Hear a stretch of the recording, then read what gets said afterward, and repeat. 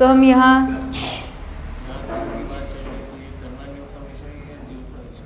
ये सारा जीव का ही विषय है, द्रव्यानुयोग का। लोग कहते अप्रयोजनभूत है।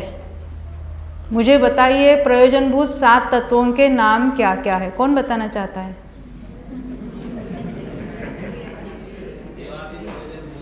नहीं बताइए ना, मैं चर्चा। हाँ बोलिए।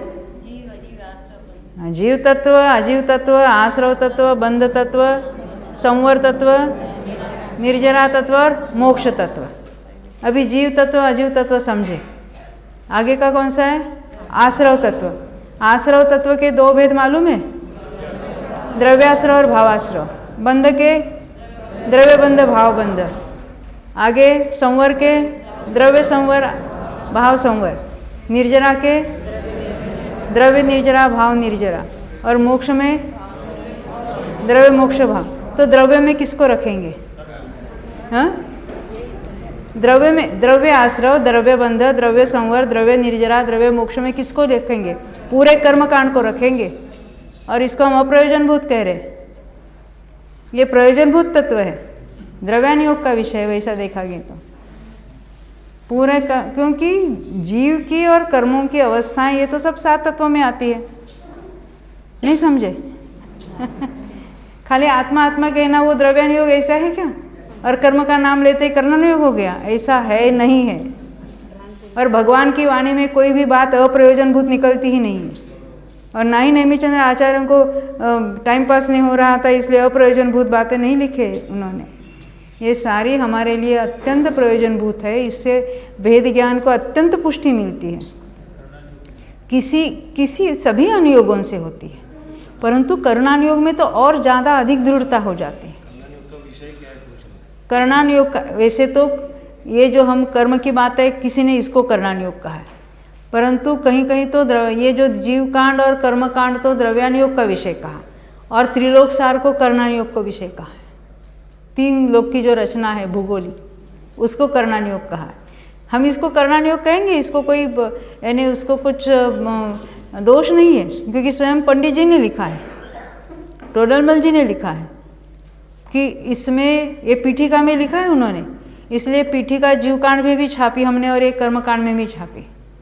उसमें तो बारंबार लिखते हैं कि किसी एक अनुयोग का पक्षपाती हो जाता है और कर्णानुयोग का कोई निषेध करता है तो उसके कैसे कैसे दोष लगते, वो बात उन्होंने बताई।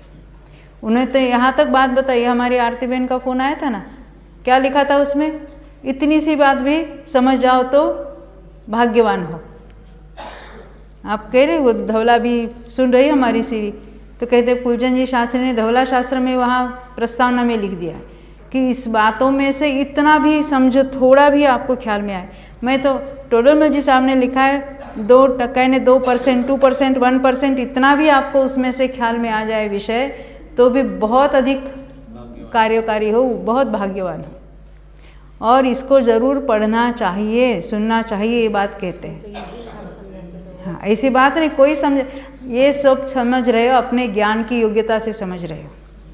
वो आरोप करो हमारे ऊपर, जो निमित्त पर आरोप करते हो कि आपने समझा, हम समझ गए। हाँ, हम भी सुनेंगे। हाँ, आप कहेंगे तो हम सुन रहे हैं, क्यों? अच्छा लगता है ना?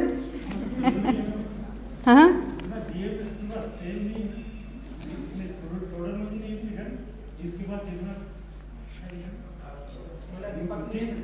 जिसकी बुद्धि है, हमारे पास केवल ज्ञान उत्पन्न करने की शक्ति पड़ी अंदर। हाँ, तो ये बुद्धि हमारी थोड़ी है, कब याद आता है?